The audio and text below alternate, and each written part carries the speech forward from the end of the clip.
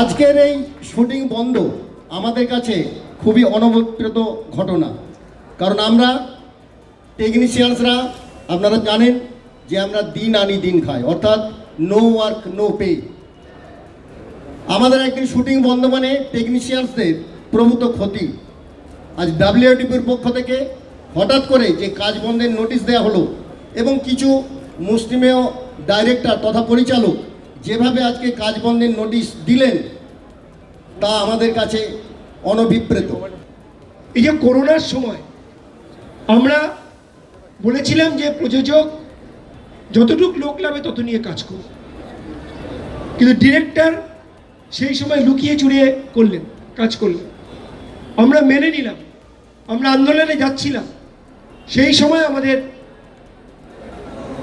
Rally একাডেমির chairman Arup Biswas মহাশয় মাঝখানে পড়ে একটা বললেন, আচ্ছা এই সময় করেছে, এটা তোমরা কনসিডার করো। আমার বক্তব্য হচ্ছে how many Times and how long, কতবার একই জিনিস আমরা ডিপ্রাইভ হচ্ছে আর বারবার আমরা সেটাকে সমাধান করছি। শুধু আমরাই কেন, ইট শুড বি না একটা আমি যদি হাত বাড়িয়ে দিই আরেকজন, তখন আমাকে হাত বাড়িয়ে দিতে হবে, তাহলেই তো বন্ধুত্ব হবে। বন্ধুত্ব শুধুমাত্র একজনের হয় না যে আমি হাত বাড়িয়ে রেখেছি আর একজন হাত বাড়াচ্ছে। আজকে যে একটা বন্ধ করবে ডাব্লিউএটিপি, একবার আমাদের ন্যূনতম একটা বলেছে যে আমরা বন্ধ করতে চাই। কর্মবিরতি ডাক্তার আমরা ওনাকে জানাবো, উনি আমাদের জানাবেন। ওনারাই তো ফার্স্ট এমইউ ভাঙলেন। এরপরে যদি ফেডারেশন কোনো স্টেপ নেয় তখন যেন ফেডারেশন দোষারোপ করা না। এখন শিবপ্রসাদ মুখোপাধ্যায় যা বলেছেন, আমি কি আপনার আসার আগে আমি শুনলাম, আপনাদেরকে ধন্যবাদ জানাই, কুর্নিশ জানাই।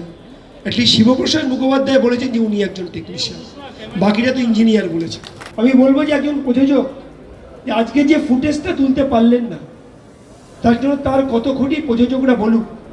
আমরা যদি 15 মিনিট কোনো জায়গায় হল্ট করি, সঙ্গে সঙ্গে আমাদের বলা হয় যে আপনারা 15 মিনিট হল্ট করছেন, কয়েক লক্ষ টাকা আমাদের ক্ষতি।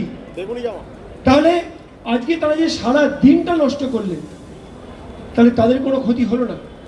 তাহলে তারা মালিক পক্ষ বলে শ্রমিকের উপরে জোর করে যা খুশি চাকরি দিতে পারে, এটা অন্যায়। ফেডারেশন আর কোনো সদস্যের বিরোধিতা করে কোনো সিদ্ধান্ত নেবে না। এর আগেও আমরা সব সদস্যদের কথা না শুনে তাদের বুঝিয়ে দিনের পর দিন বলে না কাজ করো, বন্ধ করা যাবে না, বন্ধ করা যাবে না। কিন্তু এবার আর আমরা সেই প্রেশার নিতে পারবো না, কারণ এবার কিন্তু সবাই সংগ্রাম করার জন্য রাজি হয়েছে। আমাদের কাছে এখনো কোনো কমিউনিকেশন হয় না। আমরা আমাদের ইসি কমিটি ডাকবো, আমরা যে এত সমস্ত এসছেন তাদের সই হচ্ছে, তাদের বক্তব্য আমরা নথিভুক্ত করছি। এরপরে আমরা ইসি কমিটিতে বসে তার চূড়ান্ত সিদ্ধান্ত নেব। আজকে আমরা এখানেই আমাদের প্রেস কনফারেন্স শেষ করলাম। আমি ওয়ার্কিং কমিটি সবাইকে এগিয়ে আসতে বলবো, ইসি কমিটি সবাইকে আসতে বলবো যে আমরা ইসি কমিটি ওয়ার্কিং কমিটির পক্ষ থেকে আগত সমস্ত সংবাদ মাধ্যমকে অনেক অনেক ধন্যবাদ জানাচ্ছি। আমি একটাই করজোড়ে আপনাদেরকে আবেদন করব যে আমাদের যে বক্তব্য দয়া করে যখন সঠিকভাবে মানুষের কাছে পৌঁছবে, একটা বিভ্রান্তি তৈরি হচ্ছে, সোশ্যাল মিডিয়া আমাদের বিভ্রান্তি ছড়াচ্ছে, আমরা সেই বিভ্রান্তি ছড়াতে চাই না। আমি সংবাদের কাছে করজোড়ে অনুরোধ করছি, আমাদের যে বক্তব্য মূল বক্তব্য অবশ্যই আপনারা এডিট করবেন, কিন্তু মূল বক্তব্যটাকে ছেড়ে এডিট করবেন।